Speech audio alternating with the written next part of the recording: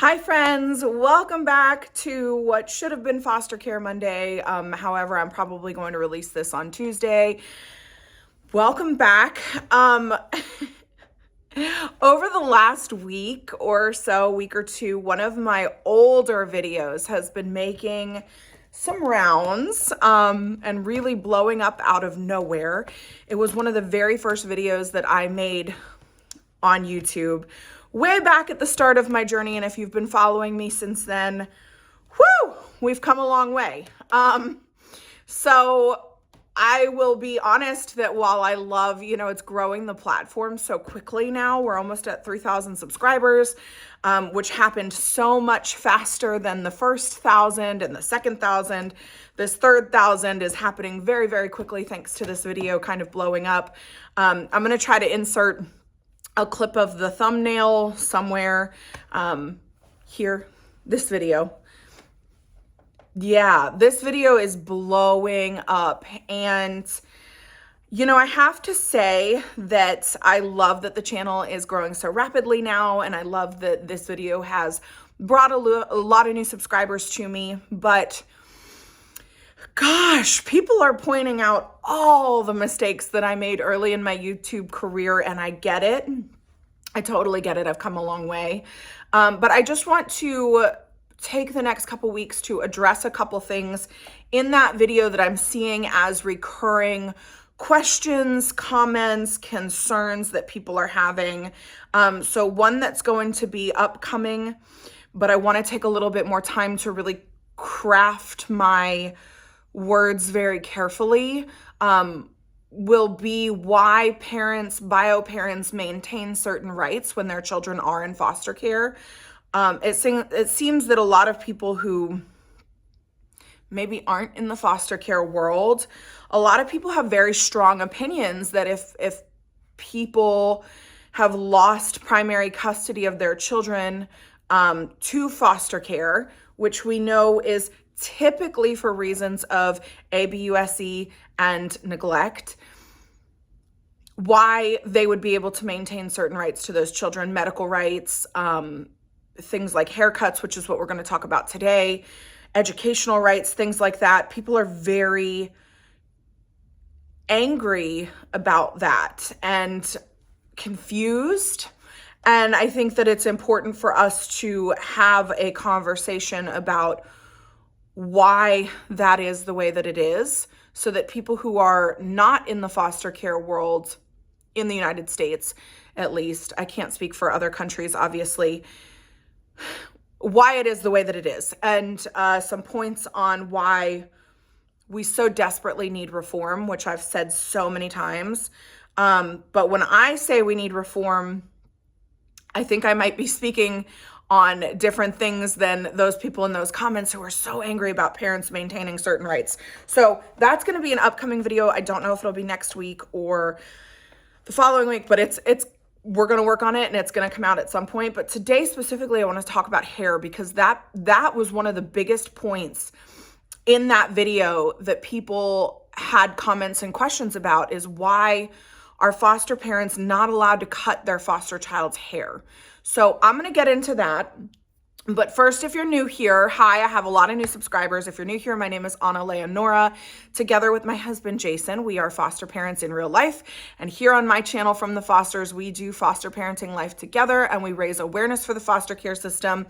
So if any of that interests you, please consider liking the video, subscribing to the channel down below. While you're down there, hit your post notification bell, set your notifications to all so that you won't miss when I post any new videos like this, and so you can join my growing cyber family here on YouTube.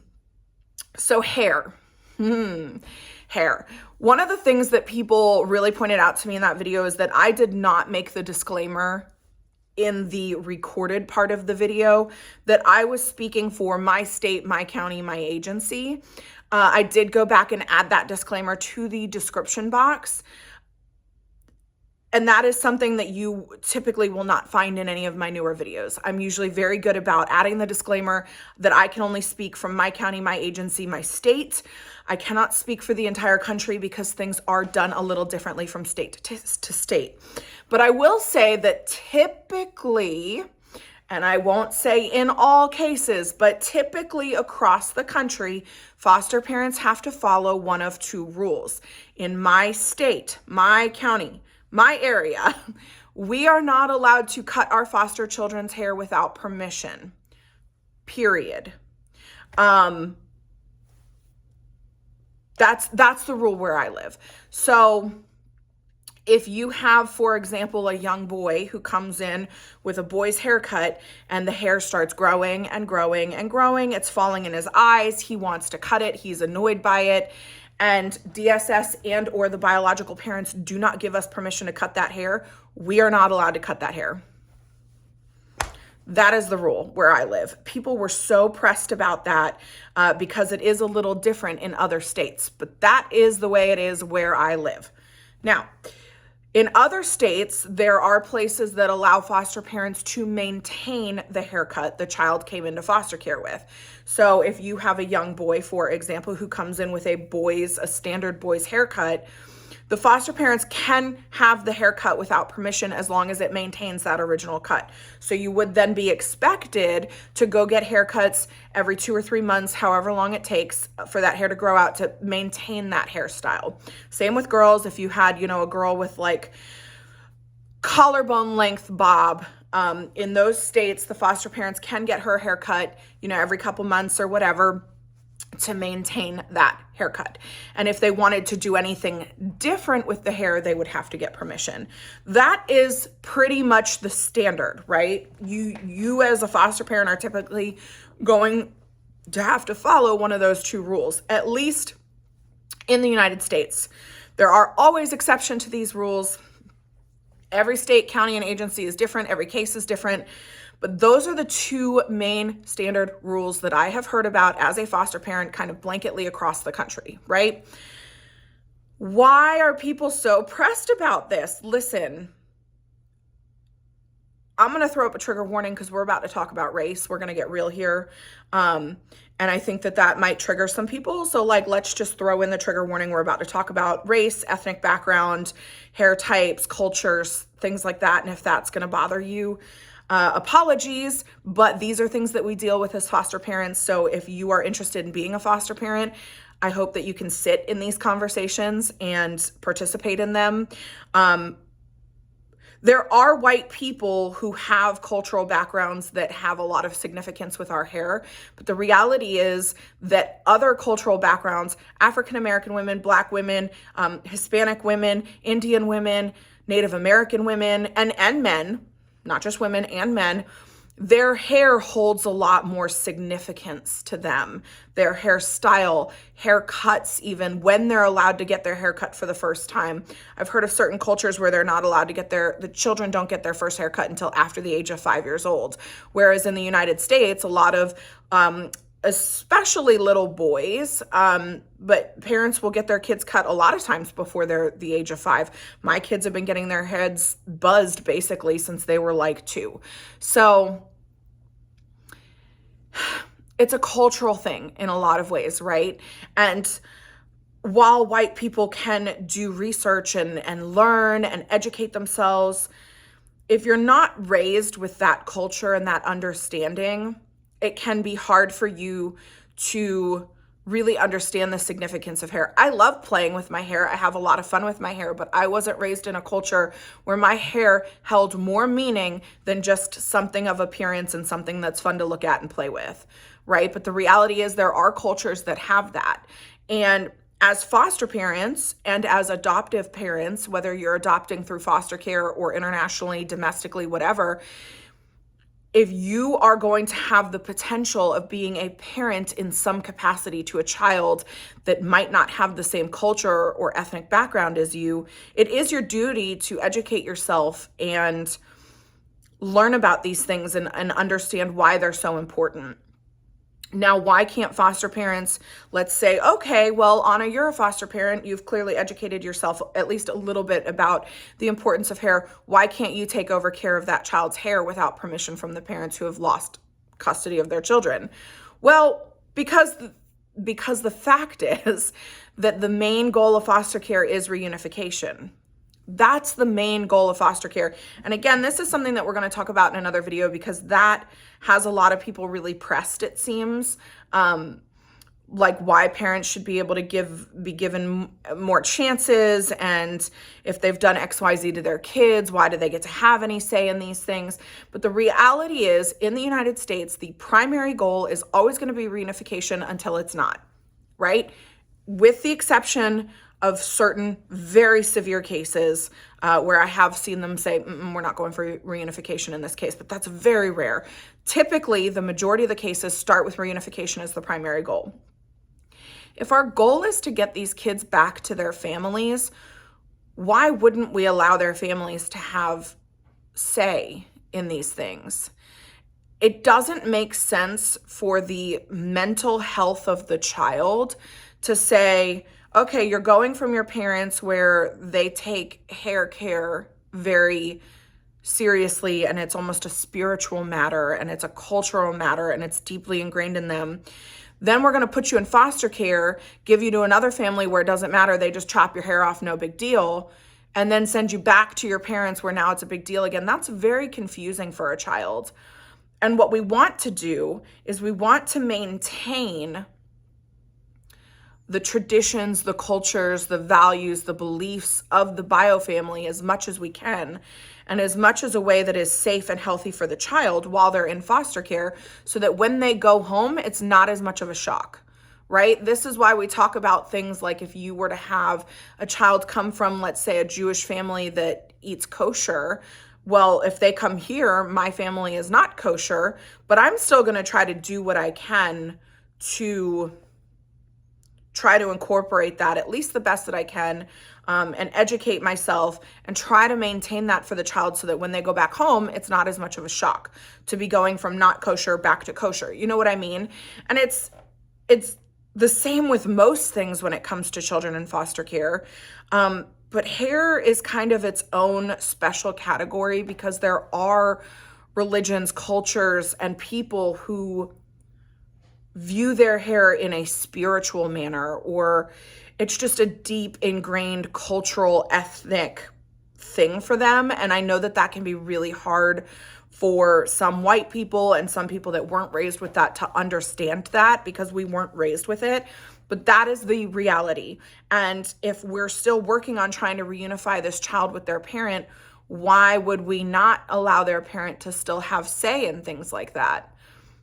So that's a different conversation, right? People are so confused as to why bio parents get to have these say in these things, or why bio parents get to have the opportunity to attempt to reunify. And that is another video for another day. I will work on that one because that's a really tough one, but that is the reality, and that is what we're working towards. And if we're going to work towards that, and that's the reality, then why would we remove all those rights from the bio parents? You see what I'm saying?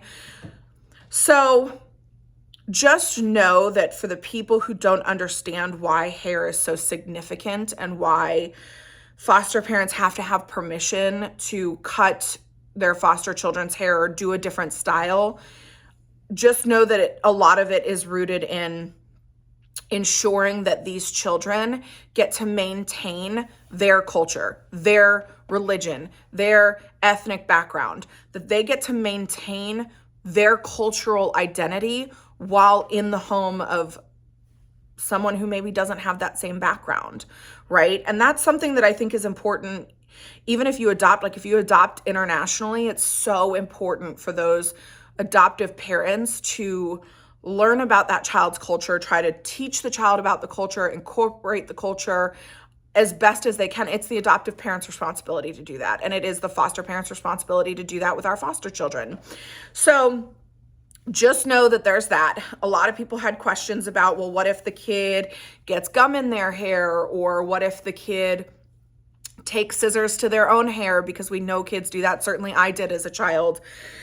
And I will say that at least where I live, I cannot speak for the whole country. Where I live, our social workers, DSS understands that kids will be kids and things happen. However, if you have especially a young child who manages to get scissors and cut their own hair, that's going to reflect very poorly on the foster parent, because scissors can be seen as a weapon. They can be dangerous, and it is up to the foster parents to maintain safety in their home and to ensure things like that could harm a child are put away and not in the child's reach. It's also our responsibility to watch the children and make sure they're not getting into anything dangerous. So it's going to reflect poorly on the foster parent, but it's not an automatic removal. It's not an automatic revoking of your license. Things happen. It's not going to look good for you, but things happen. So if the children do something like that to their hair, then I'm sure they will be provided permission at that point to at least get it to a point where it looks somewhat presentable. But then it is your responsibility to get it back to where it was before. Hair dye is a very similar thing. You've got a teenager. Yeah, teenagers could go use their allowance money at a store and buy their own hair dye, or, a friend could get them hair dye. Who knows how they got the hair dye, but it's a very long process to dye your hair. And if your foster child is dyeing their hair and you don't know about it, especially if it's in your home, that's a lot of time that you are allowing that child unsupervised, and that's really not going to look good on you.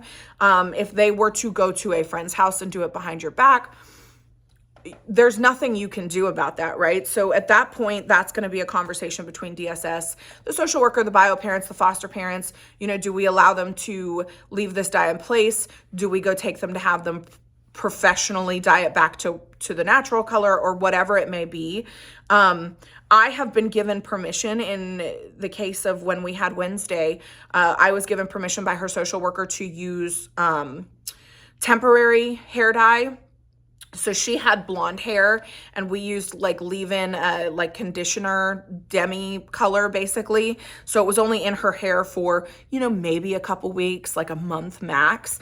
I was given permission to do that. So we were able to do that when she wanted to, because it wasn't permanent. But that was something that I checked with the social worker prior to ever putting anything in her hair.